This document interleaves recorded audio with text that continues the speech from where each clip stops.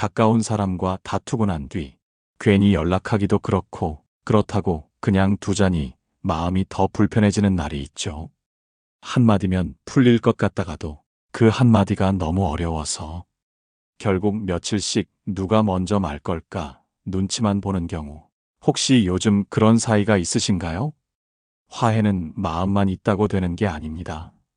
오히려 마음이 있어서 더 어렵죠. 말을 잘못 꺼냈다간 또 싸울까봐 조심스럽고 먼저 손 내밀면 자존심이 상할까봐 망설여지고요. 그런데 유대인들은 싸운 뒤 화해하는 기술을 지혜의 한 분야로 배웁니다. 그 중심에는 탈무드라는 아주 오래된 책이 있죠. 삶의 갈등을 어떻게 이해하고 풀어나갈지 그들은 이미 수천 년 전부터 답을 남겨두었습니다.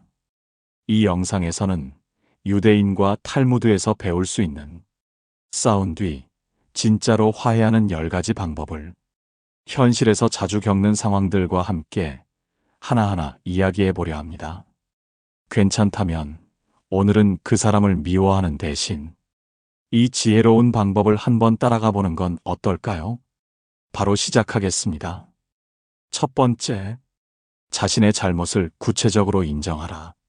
싸운 뒤 우리가 가장 흔히 빠지는 착각이 하나 있습니다.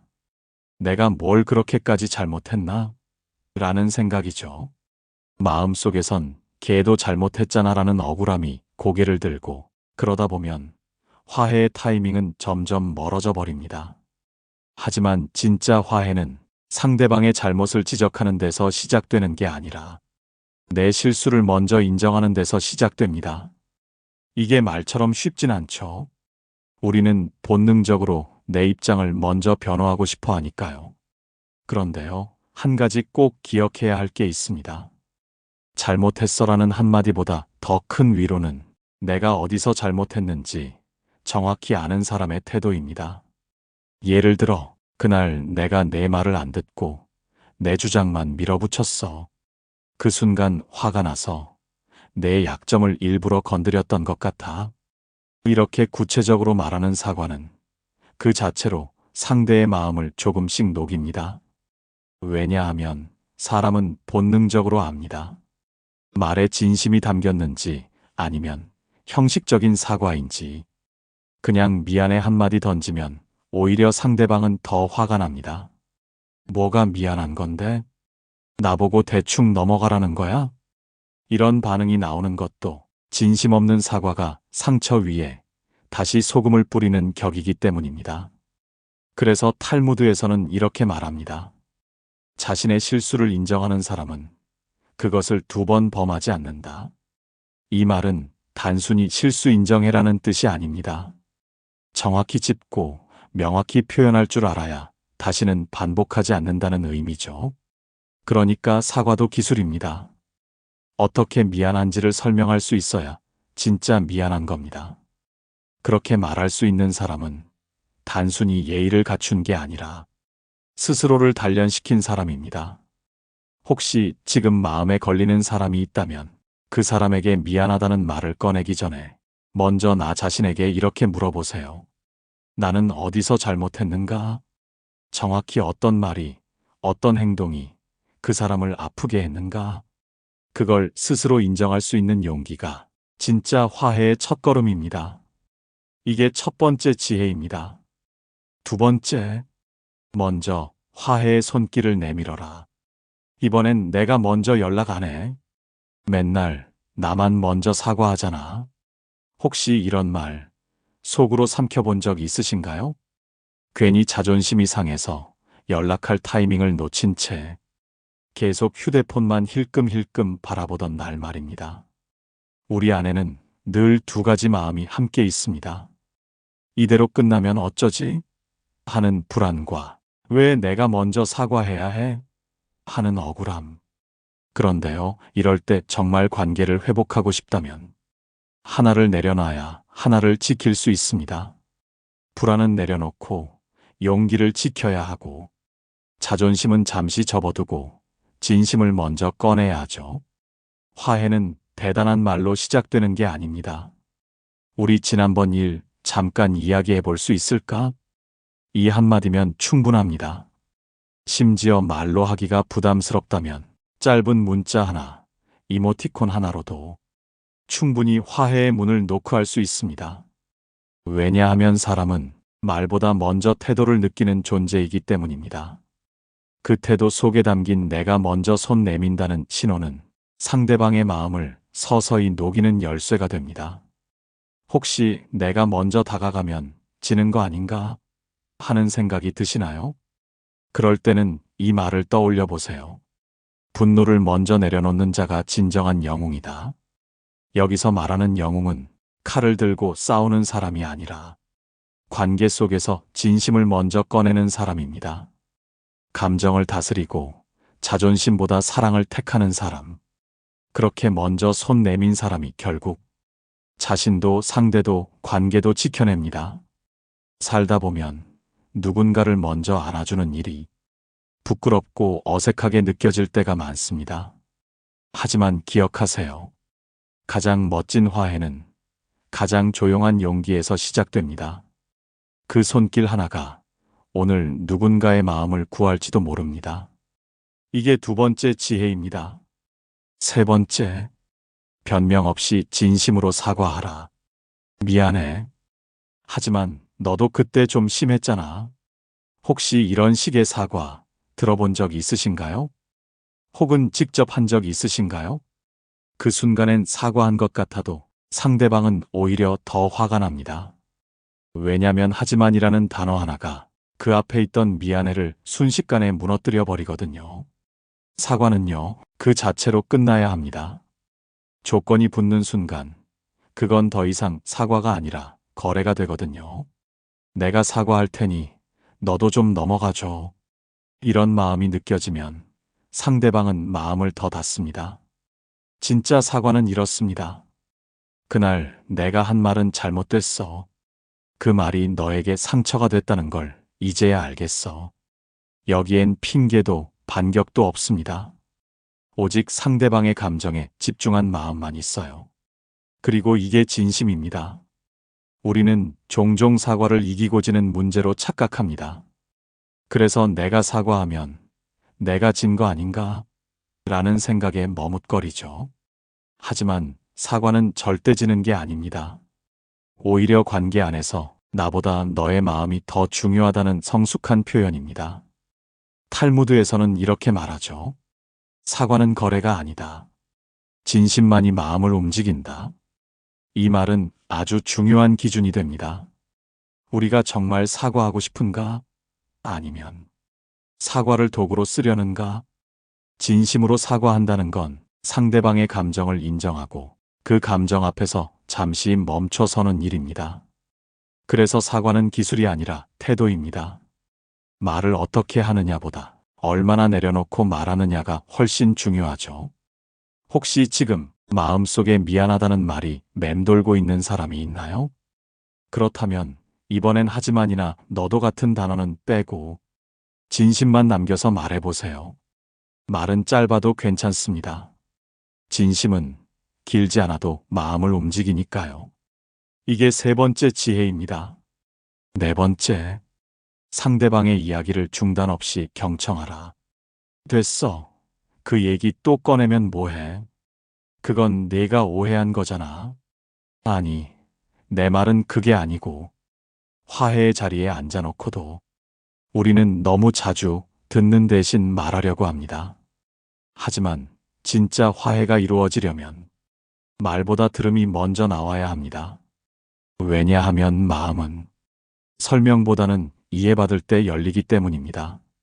누군가 내 얘기를 끊지 않고 한마디 한마디를 끝까지 들어줄 때 우리는 그 사람에게 마음을 조금씩 내어주게 되죠. 그게 바로 경청의 힘입니다. 하지만 이게 쉬운 일은 아니죠. 우리는 본능적으로 자신을 방어하고 싶어 하니까요. 상대방의 이야기를 들으면서도 속으론 반박할 말, 설명할 말들을 준비하고 있을 때가 많습니다. 그래서 결국 대화가 아니라 말싸움이 되어버리는 거예요. 이럴 때는 마음을 다잡고 이렇게 물어보세요. 그때 내가 어떤 기분이었는지 조금만 더 자세히 말해줄래? 이 질문 하나만으로도 상대방은 내가 이해받고 있구나라는 느낌을 받습니다. 그리고 그 느낌이 화해의 문을 조용히 열어주는 열쇠가 됩니다. 탈무드에서는 이렇게 말합니다. 판결하기 전에 그대가 그 자리에 서 있다고 상상해보라. 이 말은 단지 상대방 입장을 이해하라는 의미가 아닙니다. 잠시라도 그 사람의 감정 안에 들어가 보라는 뜻입니다. 그 순간 어떤 마음이었는지, 그 말이 얼마나 아프게 들렸는지, 그 입장에 내가 있었으면 어땠을지. 이 상상이 바로 공감이고, 공감이 바로 화해입니다. 가장 지혜로운 대화는 잘 말하는 사람이 아니라 잘 들어주는 사람이 만드는 법입니다. 그 사람이 말을 끝낼 때까지 한 번도 자르지 않고 끝까지 들어보세요. 그 시간이 어쩌면 여태껏 쌓여있던 오해를 처음으로 녹이는 순간일지도 모릅니다. 이게 네 번째 지혜입니다. 다섯 번째, 미래지향적인 해결책에 집중하라. 그래서 이번엔 내가 또 그랬잖아. 그땐 이것도 내가 먼저 시작했지. 아니, 기억 안 나? 그때도 똑같았잖아. 이렇게 싸움 뒤에 앉아서 과거의 잘잘못을 끝없이 들추다 보면 화해하러 모인 자리가 또다시 싸움터가 됩니다. 그런데 참 이상하죠? 우리는 모두 문제를 해결하고 싶어서 대화를 시작했는데 어느새 누가 더 많이 잘못했는지를 증명하려는 싸움으로 흘러가곤 합니다. 그때 꼭 필요해지는 게 바로 이 지혜입니다. 과거가 아니라 미래를 보자는 마음. 과거의 잘못을 반복해서 들추는 건 상대를 벌주려는 마음이지 함께 나아가려는 마음은 아니거든요. 그러니 이런 말부터 꺼내보세요. 그럼 다음엔 어떻게 하면 덜 서운할까? 이 질문은 싸움의 종결선이 아니라 관계 회복의 출발선이 됩니다. 여기서 중요한 건 함께입니다. 서로의 기대를 솔직하게 말하고 어떻게 다르게 행동하면 좋을지 구체적으로 나누는 거죠. 예를 들어, 내가 화가 나면 잠깐 시간을 갖자고 말해줘. 나는 그때 말 끊기보다는 다 듣고 나서 이야기해 볼게. 이런 식으로 현실적인 약속을 만드는 것, 그게 바로 다시 싸우지 않게 만드는 예방주사입니다. 탈무드에는 이런 구절이 있습니다. 샴마이와 힐렐의 논쟁처럼 진리를 위한 논쟁은 결국 더 큰 이해로 이어진다. 샴마이와 힐렐은 고대 유대교의 대표적 율법 학자들이었고 끊임없이 의견 충돌을 했지만 그들의 논쟁은 언제나 진리를 향한 질문이었기에 서로를 무너뜨리기보다 함께 더 나은 길을 찾는 방식이었죠. 우리도 관계 안에서 그럴 수 있습니다. 내가 옳고 네가 틀렸다가 아니라 우리가 같이 더 나은 관계를 만들어갈 수 있을까? 이 질문으로 방향을 틀어보는 것. 싸움이 있었던 건 사실이지만 그 싸움 덕분에 서로를 더 잘 이해하게 되는 것. 그게 진짜 화해입니다. 그러니 이제 과거에서 한 발짝 나와 서로에게 이렇게 말해보세요. 우리 다음번엔 다르게 해보자. 이게 다섯 번째 지혜입니다. 여섯 번째, 감정이 격해질 땐 대화를 잠시 중단하라. 됐어, 말하지 마. 아니, 지금 그 얘기를 왜 또 꺼내? 나도 이제 지쳤어. 그냥 됐어. 화해하자고 시작한 대화가 어느 순간 다시 감정의 벽에 부딪힐 때가 있습니다. 분명 처음엔 풀어보려는 마음이었는데 말을 하다 보면 억울했던 감정이 다시 올라오고 그 순간 내 입에서는 또 날카로운 말이 튀어나오죠. 이럴 땐 어떻게 해야 할까요? 정답은 잠시 멈추는 용기입니다. 대화를 계속 끌고 가야 한다는 강박보다는 지금 이 감정으로는 아무것도 해결되지 않겠구나 싶은 순간, 그때는 정중하게 이렇게 말하세요. 지금은 감정이 좀 격해진 것 같아. 잠깐 시간을 갖고 다시 이야기해보면 좋겠어. 이건 회피가 아닙니다. 관계를 망치지 않기 위한 정지 버튼이에요. 왜냐하면 화가 난 상태에서 하는 말은 거의 대부분 관계를 회복시키기보다 더 망가뜨립니다. 의도와 상관없이 감정이 실린 말은 상대방을 찌르고 내가 나중에 후회하게 되죠. 그래서 꼭 필요한 건 감정이 가라앉을 시간입니다. 5분이든 1시간이든 하루든 상관없습니다. 그 시간이 길다고 화해가 멀어지는 게 아닙니다. 오히려 그 시간 덕분에 더 맑은 마음으로 다시 마주 앉을 수 있게 되는 겁니다. 탈무드에는 이렇게 쓰여 있습니다. 침묵은 지혜의 울타리다. 이 말은 단순히 입 다물고 있으라는 뜻이 아닙니다. 감정이 요동치는 순간 말을 아끼는 사람만이 관계를 지킬 수 있다는 의미죠. 때로는 진심을 전하는 것보다 지금은 멈추는 것이 더 깊은 사랑일 수 있습니다. 중요한 건 지금 당장 풀자가 아니라 끝내 무너지지 말자는 태도입니다. 그러니 대화가 다시 벽에 부딪히고 마음이 또 흔들리는 순간이 온다면 주저하지 말고 이렇게 말하세요. 지금은 잠깐 쉬었다가 우리 다시 이야기하자. 그 한마디가 언성보다 훨씬 강한 신뢰의 표현이 됩니다. 이게 6번째 지혜입니다. 7번째, 작은 친절이나 행동으로 진심을 보여라. 미안하다고는 했지만 왜 이렇게 계속 어색하지?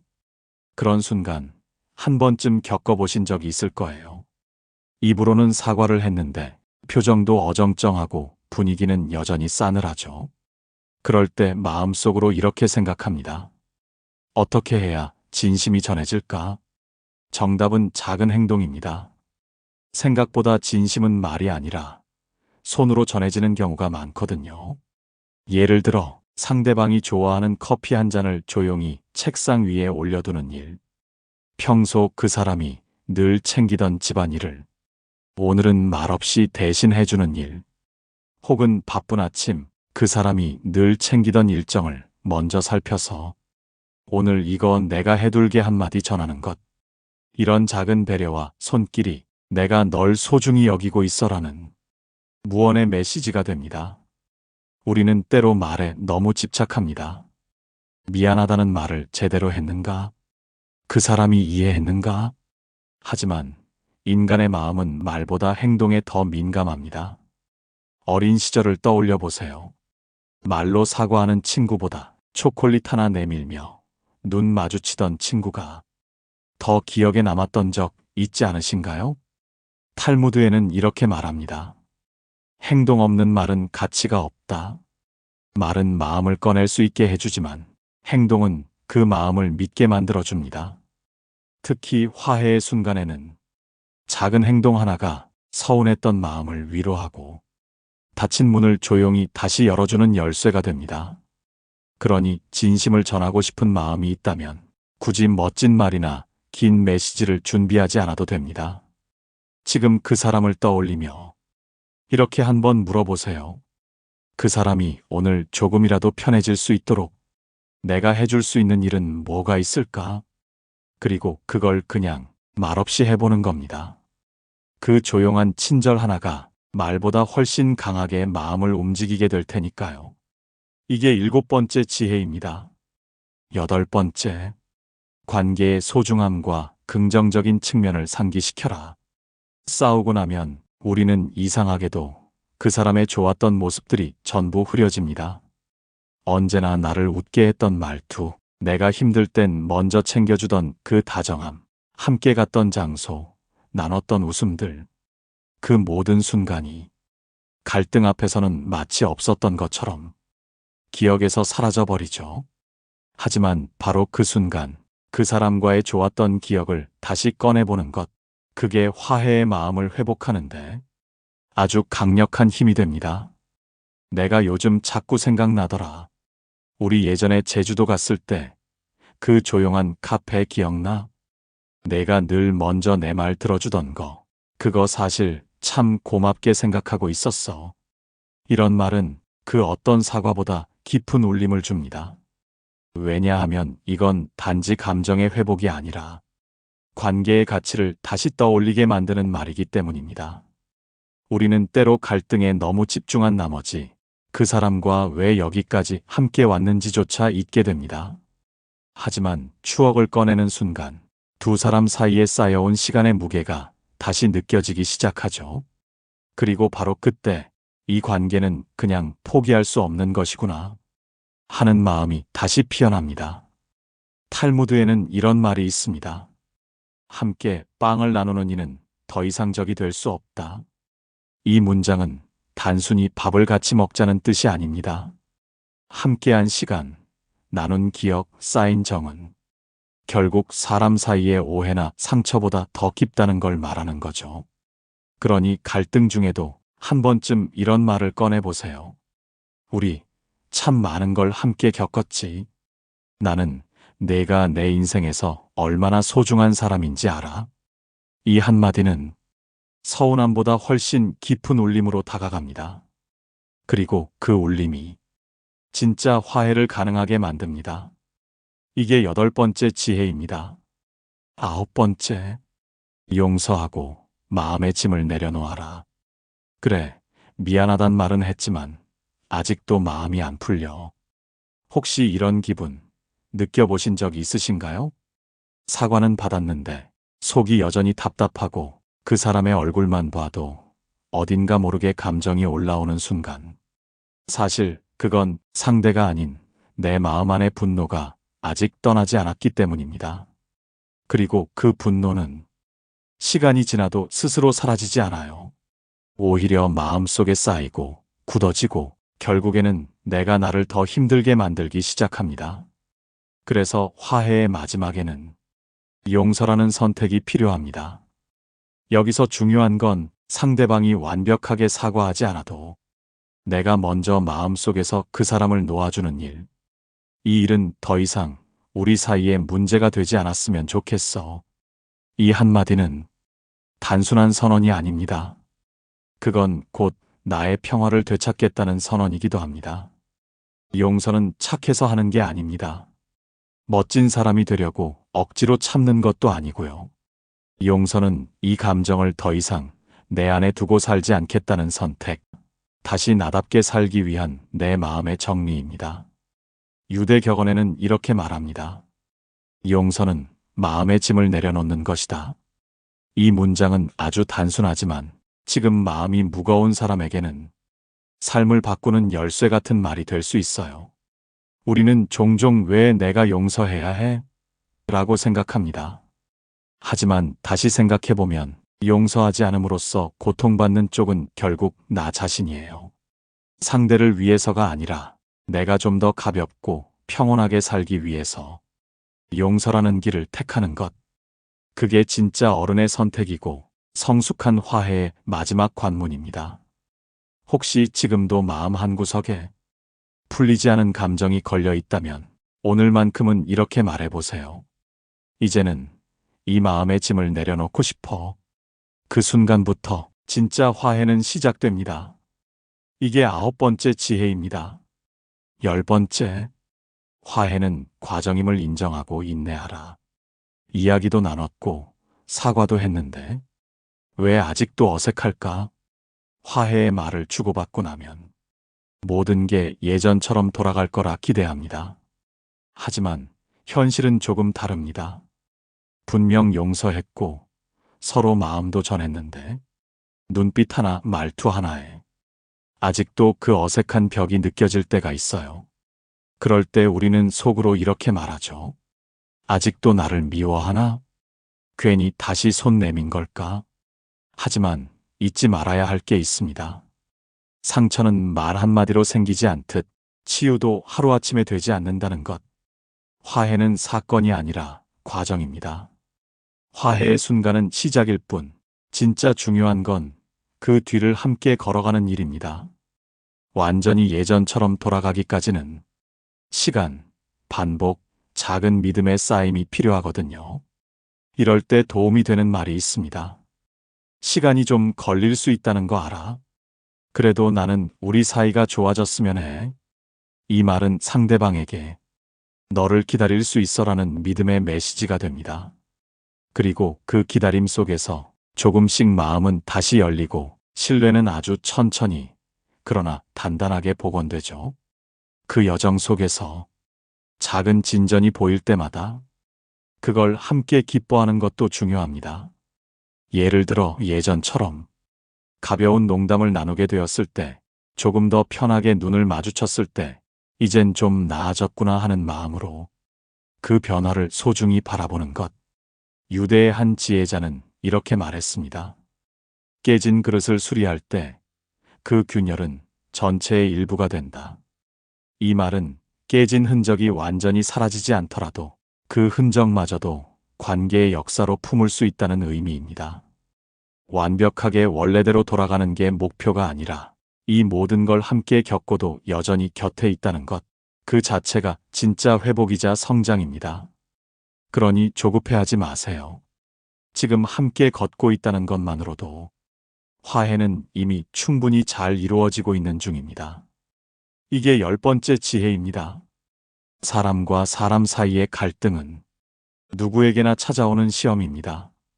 하지만 그 갈등을 어떻게 마주하고 어떻게 풀어가느냐에 따라 우리는 더 단단한 관계로 혹은 더 깊은 거리로 나아가게 되죠. 오늘 우리는 유대인과 탈무드의 지혜에서 배운 화해의 기술을 함께 돌아봤습니다. 다시 한번 이 10가지 지혜를 마음에 새겨보면 좋겠습니다. 자신의 잘못을 구체적으로 인정하고 먼저 화해의 손길을 내밀며 변명 없이 진심으로 사과하고 상대방의 이야기를 끝까지 경청하고 미래를 향한 해결책을 함께 고민하고 감정이 격해질 땐 잠시 멈추는 것, 작은 행동으로 진심을 보여주고 관계의 소중함을 다시 떠올리고 용서함으로써 마음의 짐을 내려놓고 화해는 과정임을 인정하며 인내하는 것. 이 10가지는 결국 내가 옳다는 걸 증명하는 게 아니라 우리가 다시 함께 할 수 있다는 걸 보여주는 지혜입니다. 혹시 지금 풀리지 않은 관계 하나가 마음에 걸려 있다면 오늘 이 중 단 한 가지라도 실천해 보세요. 관계는 말이 아니라 용기 있는 한 걸음에서 다시 시작되니까요. 영상이 도움이 되셨다면 구독과 좋아요, 그리고 댓글로 여러분의 이야기도 들려주세요. 함께 지혜를 나누는 이 시간 늘 감사한 마음으로 이어가겠습니다. 여러분의 관계가 오늘보다 더 따뜻해지기를 진심으로 바랍니다. 삶의 지혜, 지금 이 순간입니다.